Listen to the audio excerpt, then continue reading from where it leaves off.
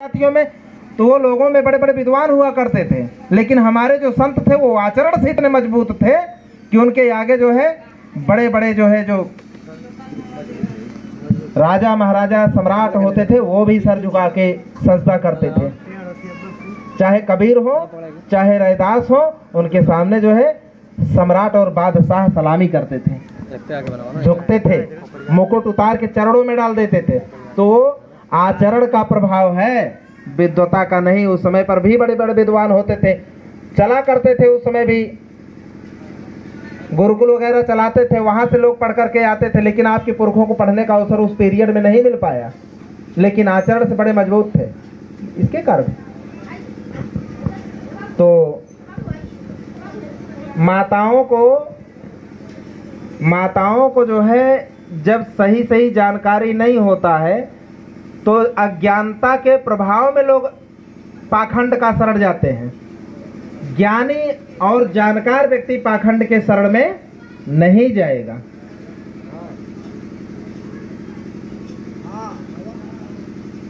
अज्ञानता नाम का कोई तत्व तो नहीं होता, ज्ञान नाम का तत्व होता है। अज्ञान नाम का कोई चीज नहीं होता, ज्ञान नाम का चीज होता है।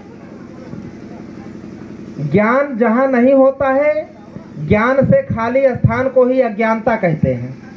ठीक वैसे जैसे जब आप भौतिक शास्त्र पढ़ेंगे तो प्रकाश नाम का तत्व पढ़ाया जाता है। प्रकाश भौतिक तत्व है, लेकिन अंधकार कोई भौतिक तत्व नहीं है। अंधकार नाम की कोई तत्व ही नहीं होता है। प्रकाश की अनुपस्थिति को ही अंधकार कहा जाता है। ऐसे ही ज्ञान ज्यादा से ज्यादा लेना चाहिए, ये ध्यान रखिएगा। जिस तरह से ये धरती है प्रकृति का, धरती के ही जो है जैसे जो गुण धरती का है वही हमारे मस्तिष्क का गुण है। एक छोटा सा मैं बताना चाहूंगा। धरती में अगर आपने अपनी मेहनत से अच्छी फसल नहीं पैदा किया, अच्छी फसल पाना चाहते हो, बड़ा परिश्रम करना पड़ेगा। परिश्रम है। यदि आपने अच्छी मेहनत करके, लगन से मेहनत करके अच्छी फसल धरती से तैयार करके ले नहीं लिया तो धरती भी अपने आप को खाली नहीं रखेगी, वो खुद पैदा करेगी। धरती कभी भी अपने आप को खाली नहीं रखेगी, वो भरेगी खाली स्थान को, मगर अनावश्यक चीजों से भरेगी। घास फूस उससे भरेगी, वो खाली नहीं छोड़ेगी। ऐसे ही हर एक मनुष्य का, चाहे वो बच्चा हो, जवान हो, बुजुर्ग हो, कोई भी हो, अगर आपने उद्योग करके परिश्रम करके महापुरुषों के विचारों को किताबों के माध्यम से और जो उनके मार्ग पर चलने वाले ज्ञानी पुरुष हैं उनके माध्यम से, माध्यम कई हो सकते हैं, अनुभवी व्यक्ति भी हो सकता है और उनके ग्रंथ भी हो सकते हैं, किताबें पुस्तकें हो सकती हैं। यदि आपने इन दोनों जगह से या और भी जितने साधन हो सकते हैं वहां से आपने अगर अपने मस्तिष्क को अच्छी बातों से नहीं भरा, गुण से नहीं भरा, तो ये दिमाग खाली रहने वाला नहीं है। ये अवगुण से तो जरूर भर जाएगा। अवगुण से भरने के लिए कोई मेहनत करने की जरूरत नहीं है, लेकिन अगर गुण चाहिए तो बड़ा कठिन परिश्रम जैसे खेती की तरह करना होता है और बड़ी परिश्रम करना होता है। 7 साल लगातार लगे चाहे तथागत गौतम बुद्ध को बुद्ध बनने में 7 साल रिसर्च चला। 7 साल में लगातार उन्होंने जो है उद्योग किया, परिश्रम किया, तब जाके उनको रिसर्च से ज्ञान मिला। एडिसन यकायक उसके जीवन में कोई चमत्कार नहीं हो गया कि बल्ब बना लिया। बल्ब बनाने के पहले उसने 1200 प्रयोग किया और फेल रहा। कोई साधारण मनुष्य होता तो इतनी असफलता के बाद में वो हिम्मत टूट जाती, लेकिन वो हर असफलता को ये मानता था कि हम सफलता की एक कदम आगे बढ़ गए। जिन गलतियों के कारण से मैं फेल हुआ, अब वो अगली बार मैं गलती नहीं करूंगा। ठीक इसी प्रकार से तथागत के जीवन में 7वें साल एकाएक कोई वरदान ना तो मिला, ना तो किसी का कोई चमत्कार हुआ, ऐसा कुछ नहीं हुआ। लगातार जो उनका ध्यान का, विपස්සना का जिस मार्ग पर वो चल रहे थे, 7 सालों का रिसर्च का परिणाम है कि उनको जो है परम सत्य की अनुभूति हुई। एकाएक नहीं हुआ। 7 साल के ठीक पहले वाला जो था वो अनावश्यक नहीं था, निरर्थक नहीं था। अगर वो पहले वाला जो है ना पाए होते, पहले वाला ना अभ्यास करते तो शायद वहां तक ना पहुंच पाते। जैसे उदाहरण के लिए मैं बताऊं, जैसे किसी ईंट या पत्थर को आप तोड़ना चाहते हैं और 20 चोट पर मानो कोई पत्थर टूटता है, 20 चोट मारते हो तो पत्थर टूटता है, तो 20वें चोट पे वो टूटता है, तो क्या पूछ सकता हूं मैं कि 19 चोट बेकार गए? कोई भी बुद्धिमान व्यक्ति, समझदार व्यक्ति होगा तो मान लेगा इस बात को कि 19 चोट बेकार नहीं थे।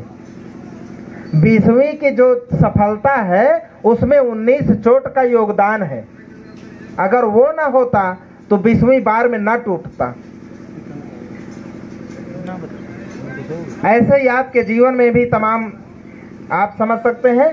तो ये कहने का भाव था कि आप अगर अपने बच्चों को और स्वयं आप भी अगर अच्छा बनना चाहते हैं तो गुण धारण करना पड़ेगा, अवगुण का त्याग करना पड़ेगा। 2 चीज है। अगर अवगुण है तो धीरे धीरे अवगुण का नाश करना होगा और नए अवगुण आने को रोकना होगा, और गुण धारण करना होगा, गुणों में विकास करना होगा। जो गुण है, गुण समझ रही ना, गुण सहूर आप कहती है, तो गुणों में विकास करना होगा और निरंतर विकास करना होगा। उसको रोकना नहीं है, बल्कि अवगुण को अपने अंदर आने से रोकना है, और जो मेरे अंदर पहले से आ गया है उसका धीरे धीरे क्षय होना चाहिए। उसमें बना के मत रखो, क्षय करो, उसको नाश करो। जैसे कि दूब आप निकाल निकाल के एक एक खाली करते हैं तो अच्छी फसल आती है। अगर दूब बनी रहे उसमें फसल भी डालो तो फिर तो कहते हैं कि राशन पानी दूब ही ले लेगा। जो भी आप खाद पानी डालोगे दूब ही ले लेगा। ऐसे ही अच्छी बातों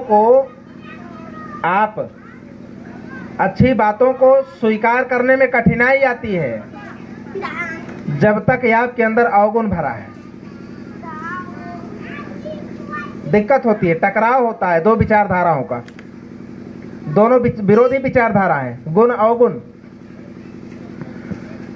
तो मैं बता रहा था कि ज्ञान से खाली स्थान जो होता है उसी को अज्ञान कहते हैं, और जो अज्ञान पाल के अपने मस्तिष्क में, अपने जहन में रखता है, वो ही पाखंड की भेंट चढ़ता है। उसका इस्तेमाल किसी भी प्रकार से किया जा सकता है। वो जीवन में भी कोई बुद्धिमान आदमी होगा उसको इस्तेमाल करता रहेगा। शक्ति बहुत अच्छी चीज होती है, ताकत बड़ी अच्छी चीज होती है, लेकिन ताकत बुद्धि की गुलाम होती है। इसलिए महापुरुषों ने आपको कहा, आपकी पीढ़ियों को कहा, महापुरुषों ने, कि बौद्धिक स्तर पे आप मजबूत रहो, नैतिक स्तर पे मजबूत रहो। जो बौद्धिक स्तर पे मजबूत रहेगा वो जो है किसी भी, क्योंकि जैसे आप देखो, ये जो मैंने कहा इसका भाव क्या है। जैसे शक्ति बुद्धि की गुलाम कैसे, ताकत बुद्धि की गुलाम होती कैसे, दिखाऊं? इसमें से कोई है जो भैंस का टक्कर ले ले ताकत में? कोई नहीं होगा। अगर कोई होगा तो मैं पूछूंगा ऊंट और हाथी का लोगे? नहीं भाई। लेकिन ऊंट, यहां तक कि शेर, ऊंट, बाघ, तमाम ताकतवर जो है जीव जंतु मानव अपना गुलाम बना के रखता है। किस बल पे? ताकत के बल पे आपने लड़ करके उसको गुलाम बनाया? नहीं, आपने अपनी बुद्धि के प्रदर्शन से, अपने बुद्धि के कर्तव्य से उसको, उसकी शक्ति को अपना गुलाम बनाया।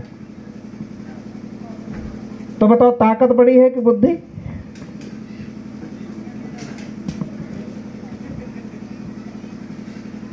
बुद्धि बड़ी है ना। ताकत भी होनी चाहिए, मैं ताकत की अवहेलना नहीं कर रहा हूं, लेकिन ताकत दूसरे नंबर पे, पहले नंबर पे बुद्धि। तो ये माताएं क्या करते हैं अपने बच्चों को, हमार भैया जौन बाटे एको टाइम खुराक कम ना हो पाए ना ताकत कम हो जाए, ये शरीर की दुर्बलता तो देख लेती हैं कि हमारे भैया दुर्बल हो गए, पातर हो गए हैं, मगर बुद्धि की दुर्बलता जिस दिन आप देखेंगी कि हमारे भैया जो है मानसिक तौर पे थोड़ा पिछड़ गए हैं, अरे मानसिक तौर पे अगर वो पिछड़ जाएगा तो दुनिया में पिछड़ जाएगा। तो मानसिक दुर्बलता को आप नहीं देख पाती हैं और बच्चे की एक बड़ी खामी आप पनपने देती हैं। तो बुद्धि की दुर्बलता कहाँ से दूर होगी? उसकी खुराक क्या है? ज्ञान है। और कहाँ से आएगा? अच्छे लोगों की संगत से आएगा, ज्ञानी लोगों की शरण में जाएगा तो जो है उसकी कमी दूर होगी, और पुस्तकों के अध्ययन से दूर होगी। तो ये तो आप खुराक कम देती हो, आपको बच्चों की शारीरिक दुर्बलता दिख जाती है लेकिन बौद्धिक दुर्बलता नहीं दिखती है। आपका कर्तव्य बनता है कि बच्चों की दोनों प्रकार की दुर्बलताओं को पूरा करने के लिए आप भोजन जैसे खिलाती हैं अच्छे से, ऐसे ही आपको ज्ञान की भी खुराक पिलानी चाहिए।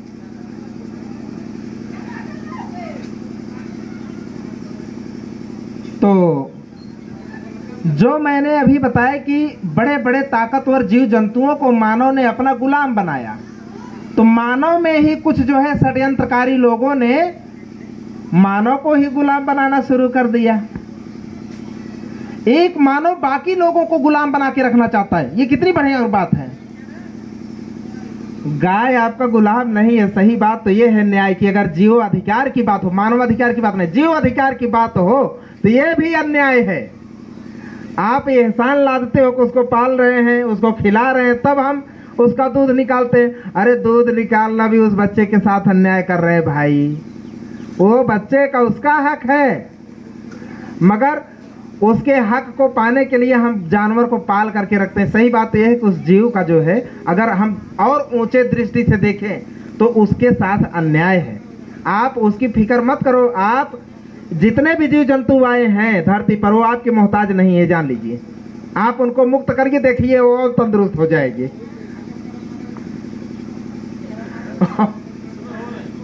हो ही रहे हैं।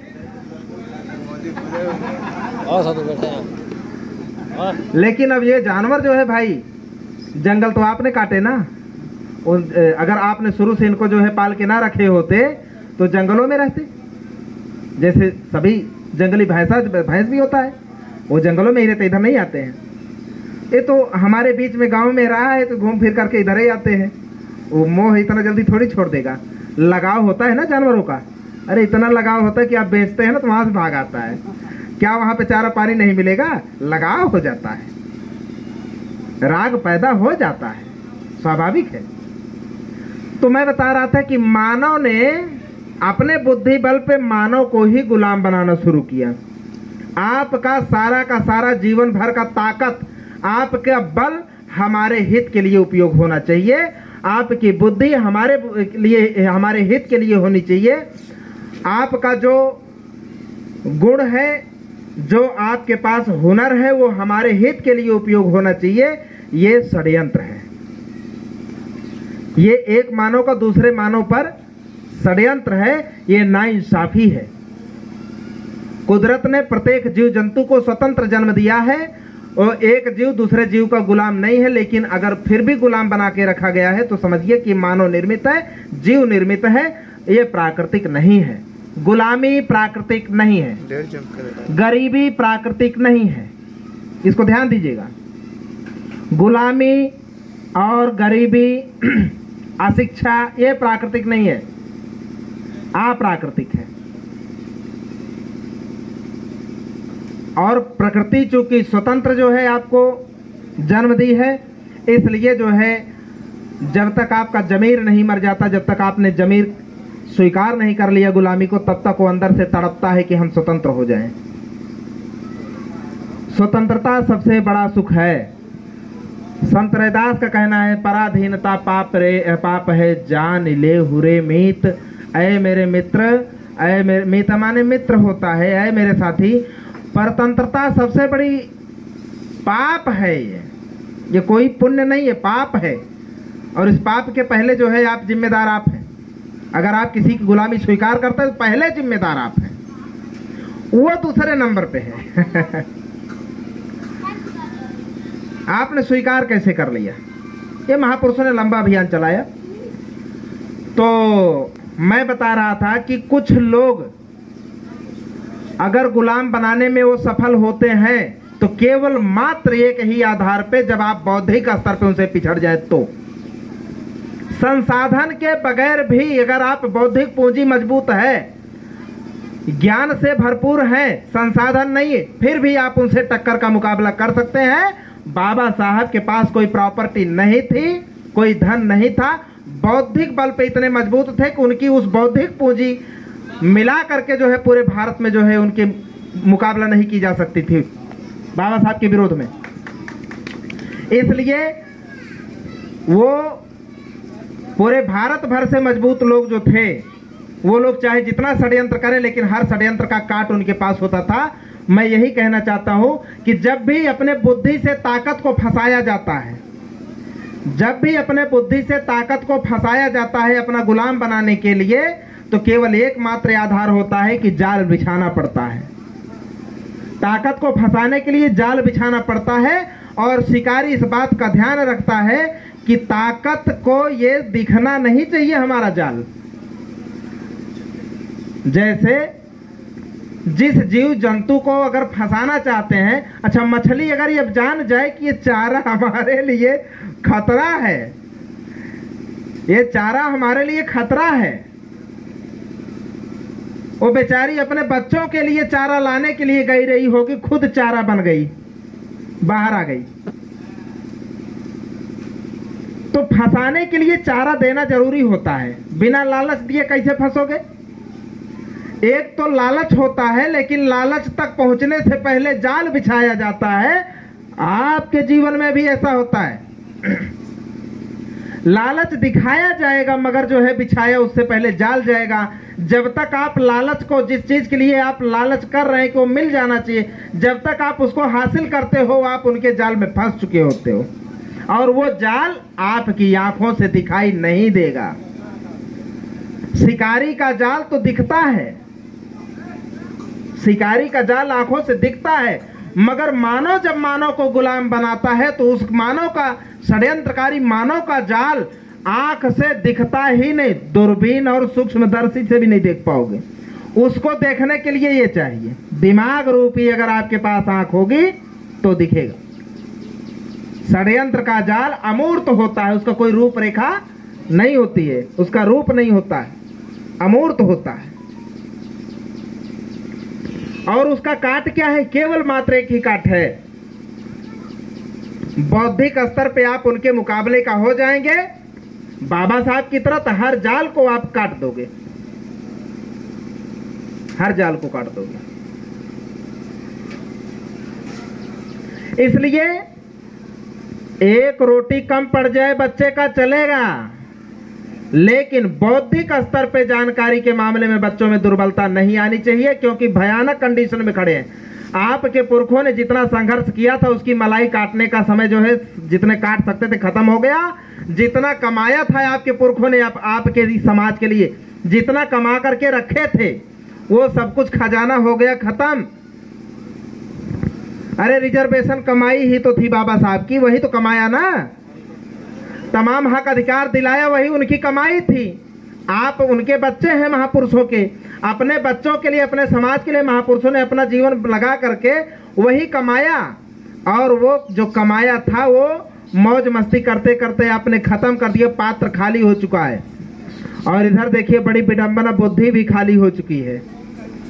बुद्धि की भरपाई कर लो, नहीं तो बड़ा खतरनाक मामला अभी देख रहे हैं। सारी बातें अब जो है यहाँ से मत कहलवाइए हमसे, वर्तमान में देख रहे हैं आप, सब कुछ आंखों से दिख रहा है। जनता की तो औकात छोड़ो, आप जिसको अपना शासक समझते ना, उनकी औकात नहीं है गलत का विरोध कर दें।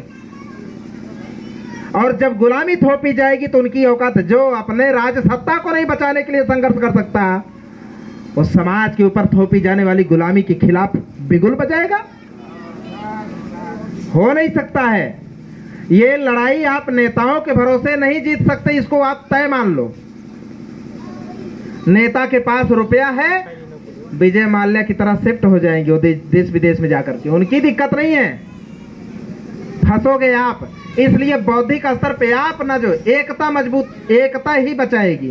बौद्धिक स्तर भी आपको बचाएगा। यदि आप बौद्धिक स्तर पे मजबूत होते हैं तो नेता नहीं बचा सकते। मेरे ख्याल से तो नेताओं ने, चाहे उनकी मजबूरी हो चाहे जो भी हो, लेकिन षड्यंत्र जो है सामने वाले का आपके नेताओं को नहीं दिखता, जनता को दिख रहा है। नेताओं को नहीं दिख रहा है। इतने कमजोर लोग जो बौद्धिक स्तर से इतने कमजोर हैं, वो केवल एक ही चीज के लोलुप हैं, सत्ता के। बाकी दिमागी रूप से खाली हैं। अभी कहे ना मीडिया में आकर के कि लोकतंत्र को बचा लो, तो तुम नेता किस बात के लिए हो? लाया तो नेता थे, बाबा साहब ने लाया था, जनता से तो सहयोग नहीं मांगा था। अपनी ज्ञान के बल पे, अपने संघर्ष के बल पे, अपने दांव पेच से उन्होंने हासिल किया।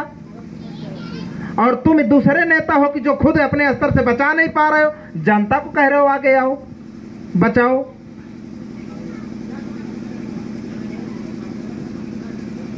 जनता को ही बचाना है तो तुम शासक कैसे हो सकते हो? तमाम सारी बातें हैं। इसलिए ये संकेत मैं दे रहा हूं कि बौद्धिक स्तर पे आप जहां पर भी कार्यक्रम हो रहे हो, जहां पर भी बुद्धि बट रही हो, बुद्धि का वितरण हो रहा हो, वहां पर पीछे मत रहो, जरूर जाओ। और महिलाओं को तो जरूर जाना चाहिए।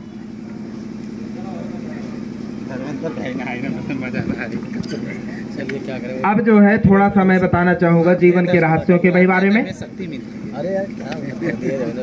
कि पाखंड की भेंट कब चढ़ता है आदमी? जब ज्ञान से खाली हो जाता है, अज्ञानता बस। और ये अज्ञानता जो आई है, दीर्घ काल तक जब पढ़ने ही नहीं दिया गया, पढ़ाई पर रोक लगा दिया, तो स्वाभाविक है अज्ञानता आ जाना। लेकिन पीढ़ी दर पीढ़ी ट्रांसफर मत करिए।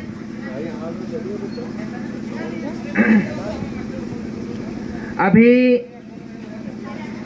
चाहे जितना आप बता दीजिए, लेकिन जब भी आप पूछिएगा तो अज्ञानता बस यही कहेंगी कि जितना लड़का बच्चा बटवा पैदा होते हैं सब ऊपर वाले की ही तो देन है।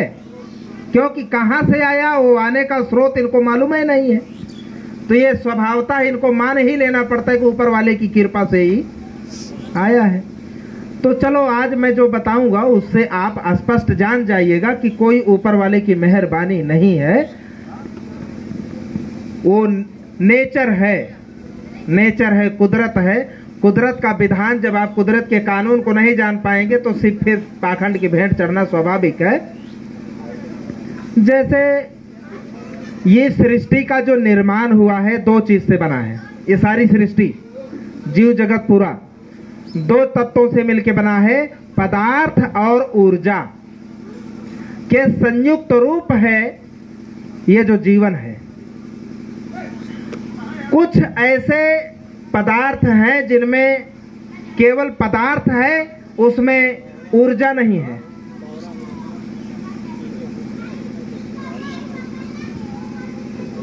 ऐसा आपको दिखेगा कि उसमें ऊर्जा नहीं है।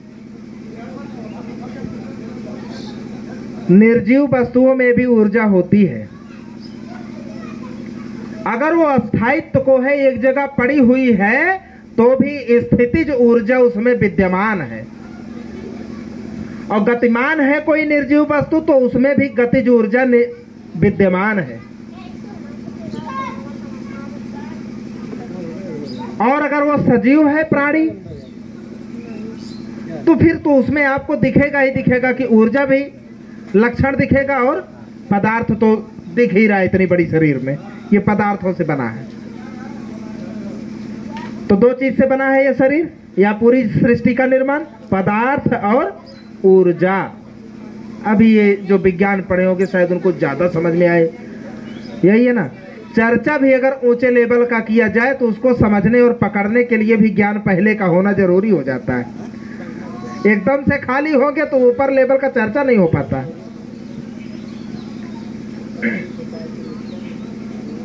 अब ये जो शरीर है, जैसे अभी मैं ये बताऊंगा कि मैं कहां से आया हूं, जाना कहां है। आने के बाद आप देखते हैं, जानते हैं, और मरने के बाद का कोई जानता नहीं है। तथागत तो जब जब बोधि लाभ प्राप्त हुआ उनको, एनलाइटमेंट जब उनको मिला, वो उस तक पहुंच गए, तो सबसे पहले नंबर पे उन्होंने जो खोज किया वो यही किया कि मरने के बाद की कड़ी पूरी क्या है, उसको पूरा मिला करके जो चक्र बनता है उसको द्वादश निदान आप पढ़ सकते हैं, और या फिर जो है उसको आप द्वादश निदान जरूर पढ़िएगा, खोज करके पढ़िए। उसमें सारा रहस्य है जीवन के बाद का, जीवन से के प्रारंभ से लेकर अंत तक पूरा चक्र है। उसी चक्र को ही भाव चक्र भी बोला गया है, उसी को ही सांसारिक चक्र भी बोला गया है। उसके तमाम नाम दिए गए हैं, लेकिन इसका रिसर्च अगर किसी ने सबसे पहले इस धरती पर किया, तथागत ने किया। उसको एक और नाम से जाना जाता है, पटिच समुत्पाद। और जब उसको शुद्ध हिंदी में किया जाता है पाली से, तब उसका नाम हो जाता है प्रतीत्य समुत्पाद। प्रतीत्य समुत्पाद, जन्म के पहले की पूरी कहानी और जन्म के बाद की भी पूरी कहानी, उसमें सारा कुछ स्पष्ट है। अब मैं जो बताने जा रहा हूं, आजीवक जो नहीं, क्या बोलते हैं, नाम नहीं याद आ रहा उस दर्शन का, उस दर्शन के अनुसार मैं बता रहा हूं अभी आप लोगों को। संतों ने जो खोजबीन किया था, अपनी खोजबीन के आधार पे उन्होंने बताया कि क्षितिजल पावक गगन समीरा, पंच तत्व से बना शरीरा। क्षिति माने मिट्टी, जल जानते हैं, पावक माने अग्नि, गगन आकाश, समीरा माने समीर हवा। ये 5 तत्व से इस शरीर का निर्माण हुआ है। लेकिन सन 2008 में वैज्ञानिकों का जब विश्व स्तरीय सम्मेलन हुआ था, तो उसमें ये तय किया गया कि आकाश से शरीर का निर्माण नहीं हुआ, उसको हटा दो। 4 ही तत्व को प्रधानता दी गई है, आकाश को साइड कर दिया गया। आकाश नाम का कोई तत्व होता ही नहीं है। आकाश, अध्यात्म की भाषा में आकाश का मतलब क्या है, गगन का मतलब क्या है। जैसे मैं अगर पूछूं, इधर लोटा या गिलास हो मेरे हाथ में जिसमें कुछ ना हो, पानी भी ना हो, ऐसे मैं नीचे गिरा दूं उसका मुंह लटका करके, जो कुछ हो निकल जाए और वो खाली हो जाए, तो मैं पूछूं कि इस गिलास या इस बर्तन में क्या है, तो साधारण आदमी कहता है कि ये गिलास में कुछ है नहीं, ये गिलास खाली है। लेकिन जो पढ़ा लिखा जानकार होगा, अनपढ़ भी होगा लेकिन समझदार होगा, वो कहेगा कि नहीं नहीं नहीं नहीं, अभी है, इसमें हवा से भरा है। जानकार व्यक्ति, समझदार व्यक्ति उसको खाली नहीं बोल सकता है। तो जो स्थान हवा से भी खाली हो, यानी हवा नाम की भी चीज ना हो, कुछ